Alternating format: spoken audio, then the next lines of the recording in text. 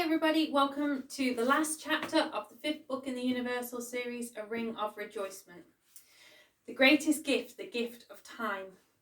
My goodness, groaned Jane. The salesperson said these were the comfiest shoes you can buy.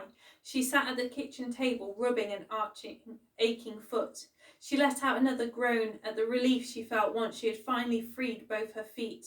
Sally laughed. Well, I must admit, I haven't seen anyone dance quite as vigorously as you do. Jane let out another groan. Jane has always been first on the dance floor and the last one to leave, Ali said as she entered the kitchen.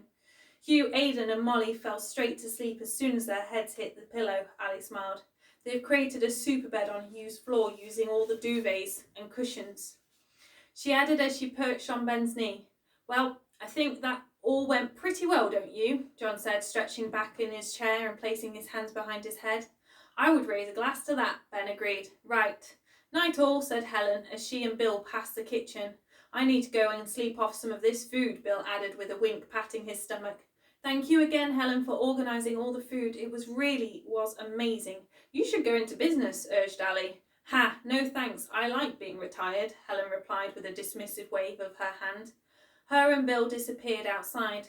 I think I will follow on, yawned Billy, placing his hat on his head. See you all in the morning. Good night, shouted Ali's mum from the stairs.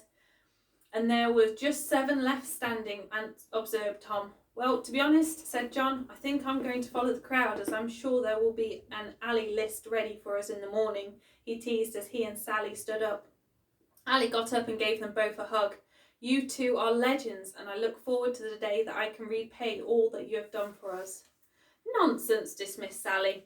We loved every minute, and she gave Ali an extra squeeze. Ben, are you up for a card game? Asked Tom with a lucky glint in his eye. Not for me, buddy, Ben said as he pulled Ali further onto his lap. All right then, just me and Chad. Get ready to lose, Tom declared, banging his hands on the table. You're on, Chad replied.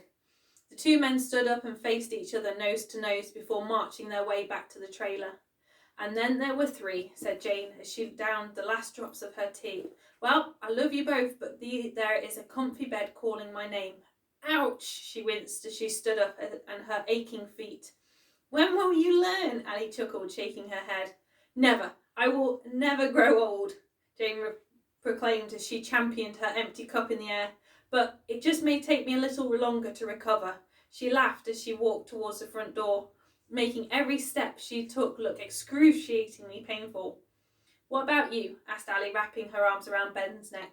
Well, I think I'm going to take my wife upstairs and have her fall asleep in my arms, he said as he lifted Ali up, causing her to giggle. He walked precariously towards the stairs, taking 1 step at a time. I can walk, you know, argued Ali playfully. No, I've got this, Ben said as he huffed and puffed and his face reddened. He finally reached the top of the stairs, but he was breathless. Of course, his breathlessness caused Ali to giggle even more. Shh, you'll wake everyone up, hissed Ben. But his words had the opposite effect, and Ali, as she buried her head in his shoulder to smother her giggles. Ben felt her body shake with laughter. But he managed to make it through the bedroom door. He casually kicked it closed with his foot behind them. The moment finally came to an end. As dawn broke, Billy sat at his living room table and glanced around the house. Dust particles glistened in the air. In front of him lay letters and forms from his solicitor. His hand continued to hover over the dotted line, as he internally debated whether or not this was the correct time. Please, someone give me some guidance, he demanded quietly. His pen dropped to the table and splashed ink across the page. He ran his hands through his hair, closed his eyes and hung his head. Just then there was a tap at the window, and Billy jumped to attention. He looked up to see a small sparrow tapping its beak against the glass. Tap, tap, tap. Billy looked perplexed. Tap, tap, tap.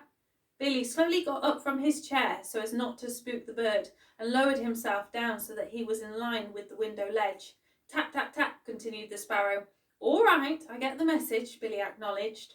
The sparrow tapped once more and then flew promptly away to sit on Billy's log pile. Billy got to his feet and shook his head. He walked over to his bookshelf and pulled out an old tatty leather book. I wonder if it's in here, he muttered as he flicked through the pages. He suddenly stopped. Yes, there it is, he said. Sparrow.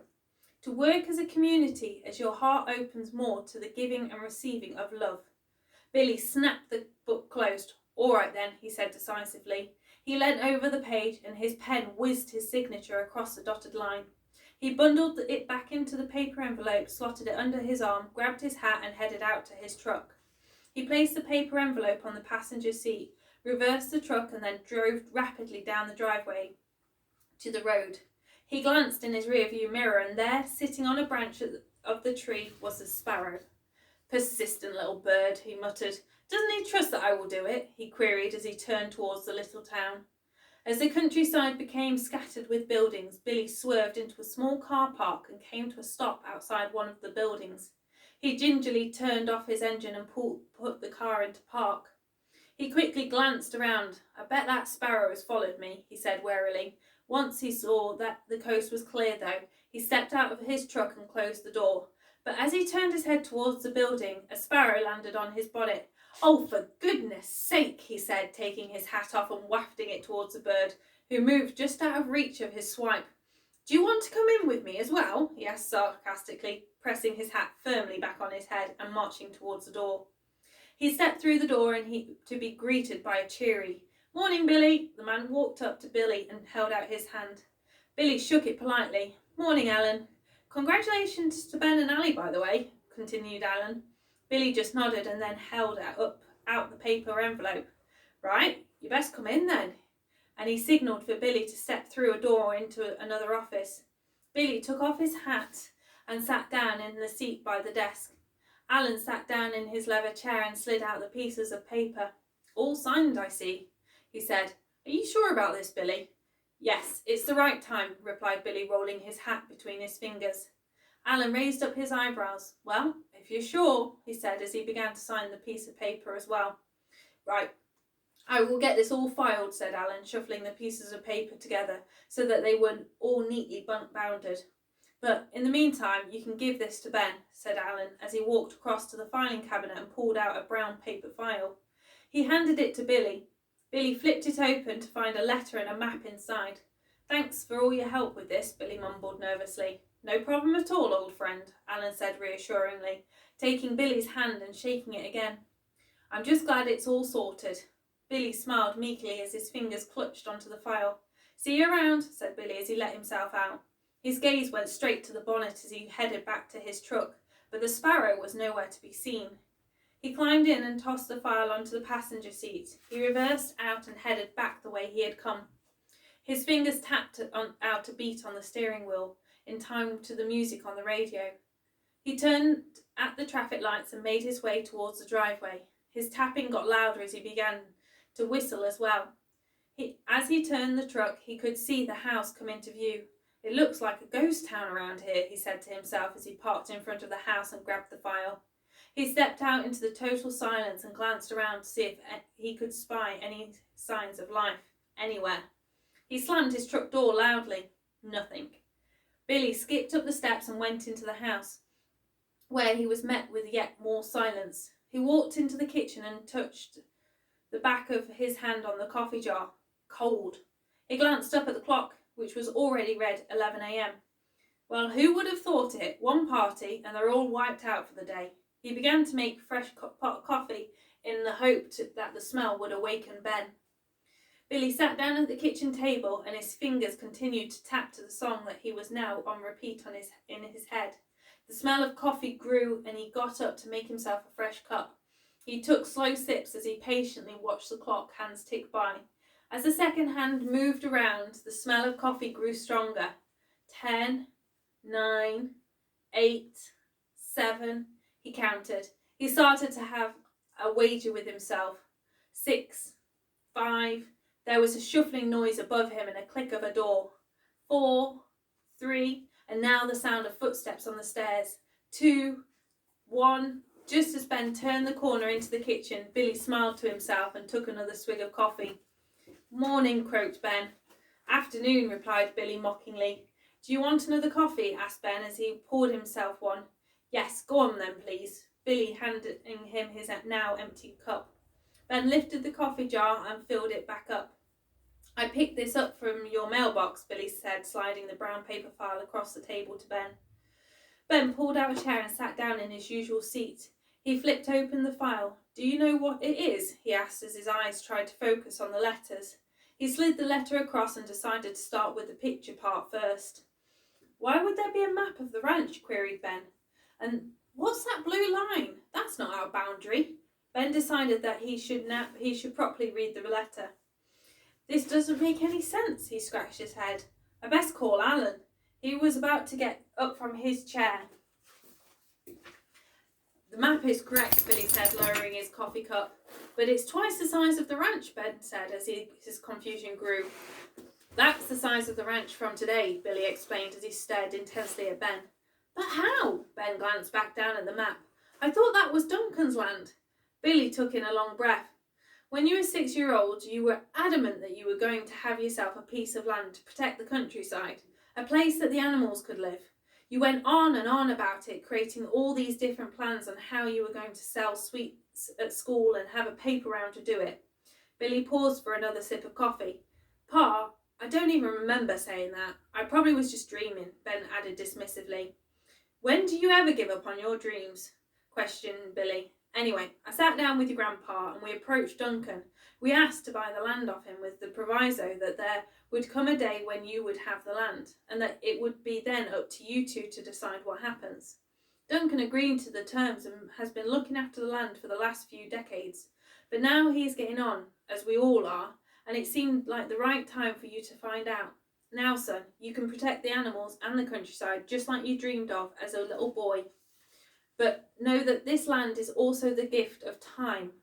I hope you pass on that lesson," Billy said, slotting his thumbs into his jeans pockets as he leant back in his chair. Ben's face turned to shock. "Do you know what this means?" Ben said, as the realization dawned on him. "Yes, I do, son. You need to get a tracker for those 2 kids of yours, as they could get lost for days out there on one of their adventures." Billy laughed. Ben shook his head. "You're right about that." "What's Billy right about?" asked Ali as she appeared at the kitchen doorway. "You best sit down, Ali," said Ben. Ali froze. "No, the last time you said those words, something terrible happened." "Well, this is something good, I promise," reassured Ben, pulling out a chair for her.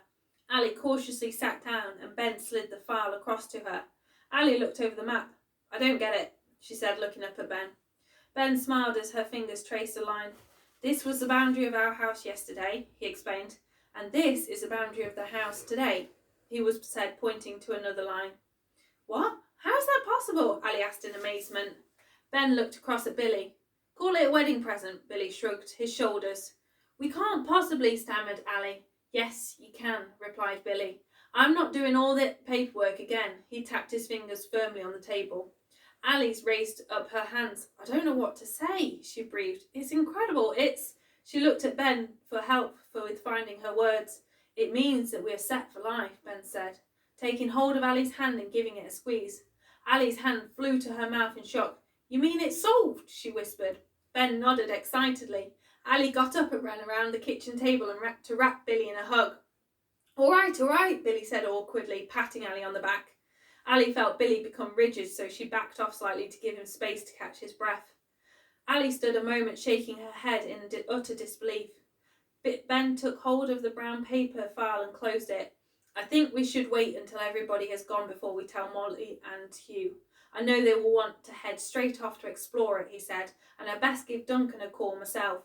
He picked up his coffee mug. "Thanks, Pa," he said, nodding his head in gratitude. "No worries, son," Billy replied casually.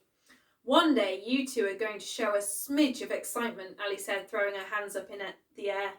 Ben glanced at Billy and they both chuckled before Ben made his way into the office to make the call. "Excited about what?" asked a voice behind Ali. She spun around to find Detective Hugh standing there. "Nothing," she said slowly. "You're lying, Mum," Hugh said, placing his hands on his hips. "Come on, I need help with breakfast," Ali said, trying to change the subject. "No one can make pancakes quite like you, old great glorious Hugh." "You know that I'm not going to let this drop, Mum." Ali sighed.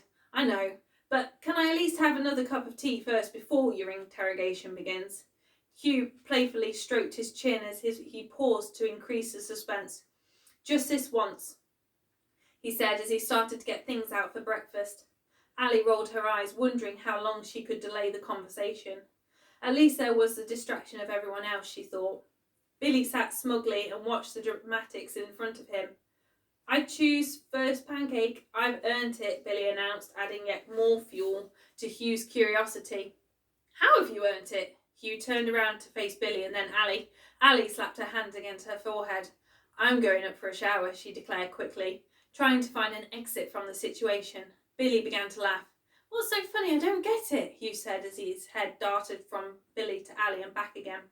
Ali waved her hand dismissively. "He'll explain," she said as she hurriedly disappeared upstairs. Hugh turned to Billy. "Look, we best make a start on those pancakes," Billy said as he saw John and Sally making their way across to the house. Hugh squinted his eyes as he shifted his detective skills to Billy. "Pancakes," Billy said, pointing towards the cooker. Hugh huffed. "Okay then. I need a pan, a bowl, flour, eggs and milk," he ordered. "Morning, everyone," Sally said as she stepped through the door. "Morning, Sally," Hugh greeted over his shoulder. Just then a pitter-patter of feet were heard coming down the stairs. "Don't start without me," Molly shouted as she jumped in next to Billy. "Yes, pancakes," Aidan cried as he ran over to Hugh. Ali arrived, pinned up her wet hair and joined them too. "Good morning," said John with a cheeky smile. "You are very awake for lunchtime," Ali replied with a wink. Ali began to set the table. "So, miss, or should I say Mrs., what's the first job on the list?" John asked. "I guess we should start out the back and clear everything away there." Ali looked up as she placed the plates down. "Okay, while you guys are doing that, I will make a start. Shout me when food is ready."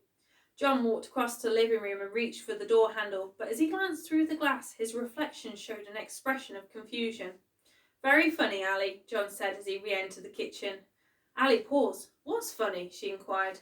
"Asking us to tidy up out there," John said, shaking his head as he took a seat at the table. "Is it really that bad?" Ali looked shocked. "It's worse," replied John, mirroring her expression. "Go and look for yourself." Ali placed down the glasses and she went to investigate. Everywhere was pristine clean, like nothing had ever gone on the night before. Ali marched back into the kitchen. "Did you do that?" she asked as she looked at Sally and John. But they shook their heads. Billy turned around from the cooker. "Not me," he shrugged. Ben reappeared from the office. "Did you clean up outside?" Ali asked, now becoming frustrated. "No, I was asleep next to you," he replied. "Well, it can't have been Jane. She could barely walk by the end of the night." "Does it really matter?" queried John. "That's one job to cross off your list." "That was the only job on my list," Ali said, taking a seat. Ali's mind spun as Hugh placed the first pancake in front of her. She remained a little dazed as Billy sat down next to her. He took advantage of her state and cheekily slid her plate over so that it was in front of him instead. Ali's attention was then drawn to Jane hobbling across to the house. "Yes, Hugh's pancakes, just what I need," Jane said as she entered the house and breathed in the smell. "Did you tidy up outside?" Ali questioned. "Not guilty," said Jane, holding up her hands. Ali shook her head. "How odd," she muttered to herself. Hugh attempted a second time to put a pancake in front of Ali, and she managed to begin to eat it this time before Billy swiped it again. "Well then, maybe we should be making tracks after breakfast so we can get back before sunset," Sally suggested, looking at John. "Good idea," he agreed. The front door then opened again and Bill stepped through, followed by Helen.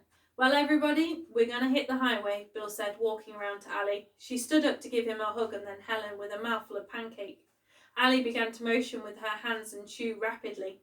"Is that new language you're creating there?" joked Jane as they all watched the charades. Ali gulped and took a breath. "Don't be strangers," she said lovingly. "You are welcome here any time." "We promise that our next adventure, our route will include a visit here," Helen stated. "Is your mum up, by the way?" she inquired. "No, not yet," Ali replied apologetically. "No problem. Please let her know that I said bye and thank her for all her help with the food." "Of course," Ali said, giving Helen another hug. Helen and Bill waved their goodbyes and disappeared outside. Everyone listened to the sound of their tyres crunching down the driveway. Ben looked out of the kitchen window to see Tom and Chad pull their trailer up in front of the house and head across. Tom entered first and Chad followed on behind. "Good game?" asked Ben. Tom raised his eyebrows as Chad entered. "I best be getting back to work, seeing as Tom has taken everything I've owned," groaned Chad as he pinched a pancake and ate it whole. Ben and Tom began to laugh. "You'll never learn," smirked Ben as he stood up to shake their hands. I'm sure I'll see you soon, buddy, Ben said to Tom. Thanks for all your help. Anytime, Tom said as he did his traditional slap on Ben's back. The men headed back to their truck and beat their horn loudly as they pulled away. Well, if you don't mind, I think I'm going to make friends with your sofa and a movie, Jane said. Her body still ached. Molly sat down in Jane's place and swung her legs excitedly under the table at the anticipation of sinking her teeth into a soft pancake. Morning, Jane, they all heard Ali's mum call. She then entered the kitchen, pristine and ready for the day ahead. Did you clean up outside? Ali asked, really wanting the mystery to be solved now. Yes, of course, answered her mum. While you were all sleeping this morning, then I headed up to get ready and ta-da, here I am, she said casually. Oh, was all that Ali could manage, feeling definite pang of guilt.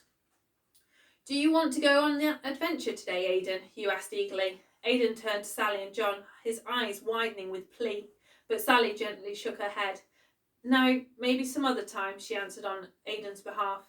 Hugh couldn't help feeling a little deflated. I was kind of hoping that we could test out that new horse of mine, Ali suggested, keeping her eyes down. She felt the table wiggle from Hugh's excitement. What? Do you mean we'll all get to go out together? Molly spluttered, her mouth all full of pancake. Ali looked across at Ben. That sounds like a good plan to me, he approved. Well, then, that's what we shall do, Ali said, but now becoming apprehensive at the thought. Ali's mum got back up and took her cup of tea with her to go and join Jane. Sally sipped the last bit of her coffee. I think we should really head off now. Aidan let out a sigh of disappointment, and John gave his shoulder a reassuring squeeze. There will be plenty of other opportunities, he said encouragingly. Aidan reluctantly got up and Molly pushed her chair away from the table so that she could give him a hug. We'll see you soon, she whispered, and Hugh joined the hug too. Ali headed over to John and Sally. We must arrange another holiday sometime, Ali hinted. First, you best go and enjoy your honeymoon, replied John. Yes, we best get that sorted, actually, Ali said, glancing back at Ben. Sally, John and Aidan made their way outside and waved their goodbyes as they walked past the kitchen window. Ali began to stack the dishwasher as Hugh and Molly devoured the last of the pancakes.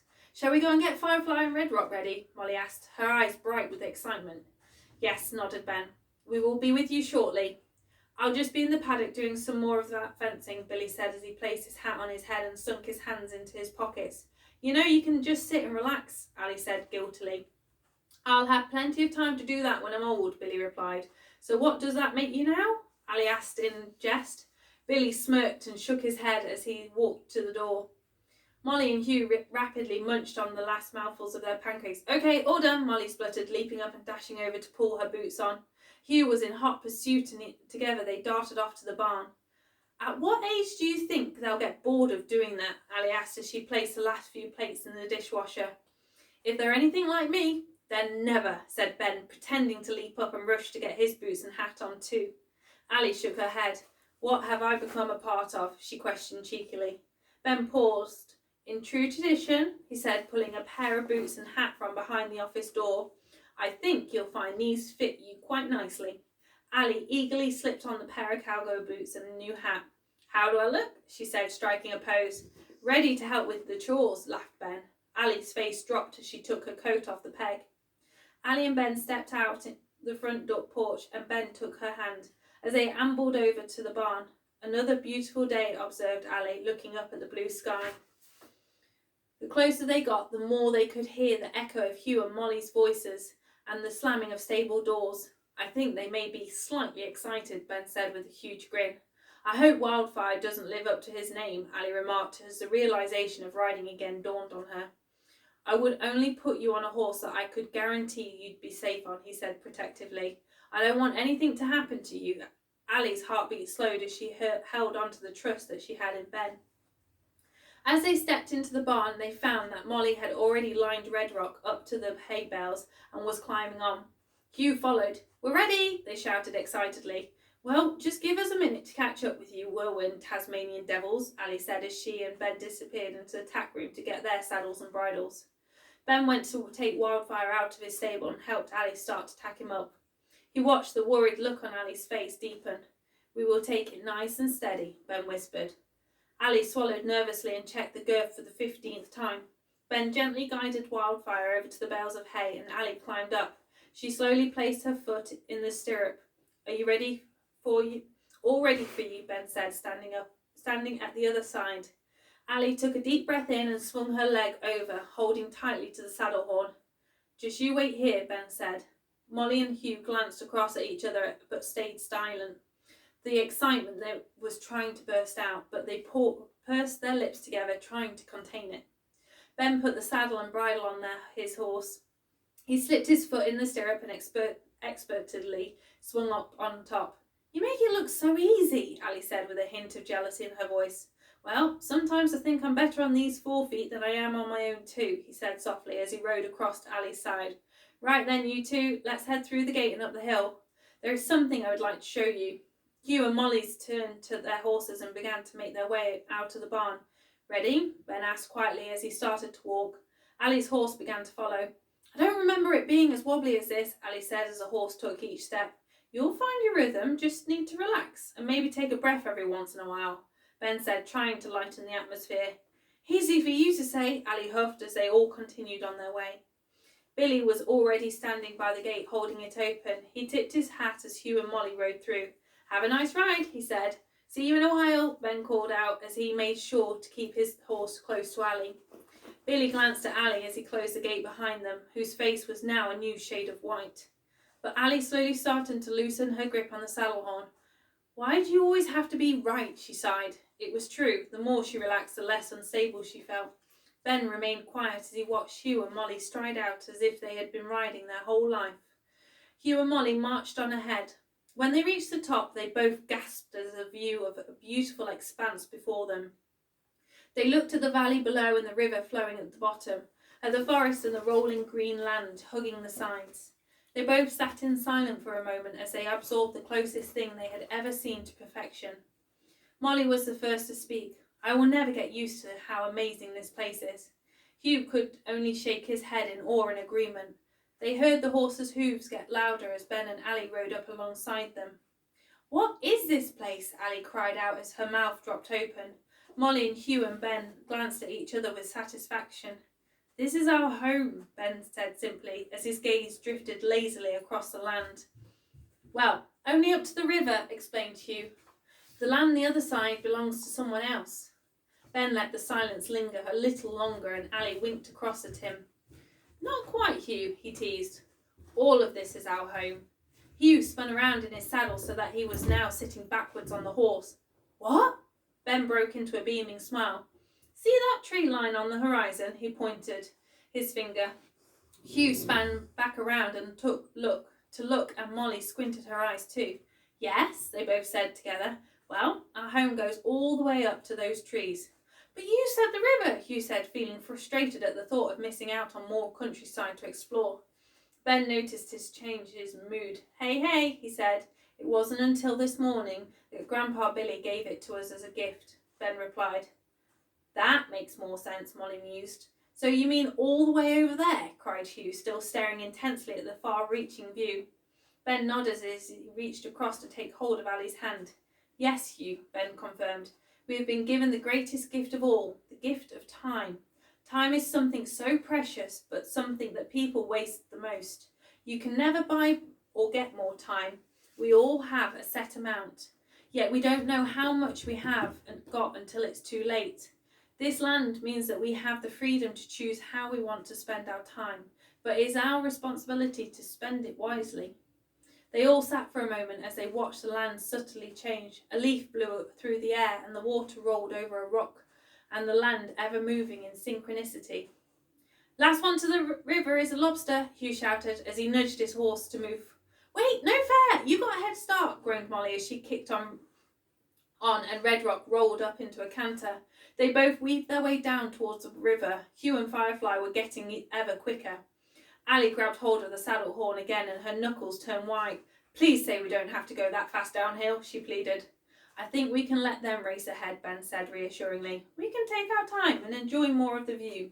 We'll all end up at the same place in the end. Ben gently started to walk forwards, still holding on to Ali's hand, and Wildfire obediently followed. I still can't quite believe this is real, Ali breathed as Ben easily navigated the path. You and me both. But I'm not complaining. I do know the responsibility that comes with it, though. All the creatures, the land and the water is under our care now. We can either destroy it or protect it, which won't always be easy, Ben continued. Ali listened intently. I understand. God help anyone who tries to destroy it, though. They wouldn't survive the telling off from Hugh, Ali laughed. Or Molly, for that matter, Ben added.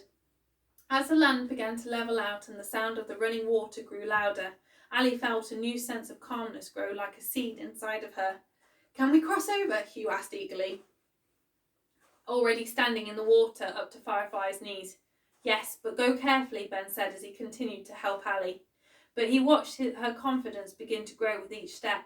Hugh ploughed on ahead, but Molly navigated Red Rock more delicately through the river. They both stopped when they reached the other side and watched Ali and Ben follow on. Hey, Mum, called Hugh. You actually look okay on Wildfire. I'm glad I've got your thumbs up, Monkey, replied Ali, but I think I'll be sticking to a walk for a while. Oh, Mum, where's your sense of adventure? Hugh asked, flopping back on Firefly's back to look up at the blue sky. But he suddenly felt a sharp swat of a branch. Ow! He cried. What was that for? He turned to see Molly smiling smugly.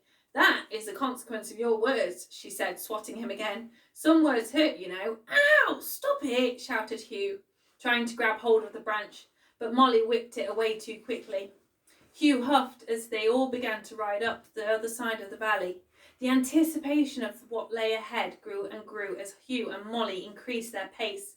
They listened to their breathing get quicker with excitement. As the horse's nose peered over the brow of the valley side, Hugh and Molly gasped as their hands flew to their mouths.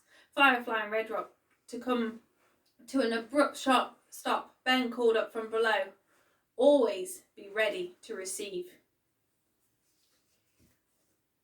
I best go and write book number 6. I'll see you soon.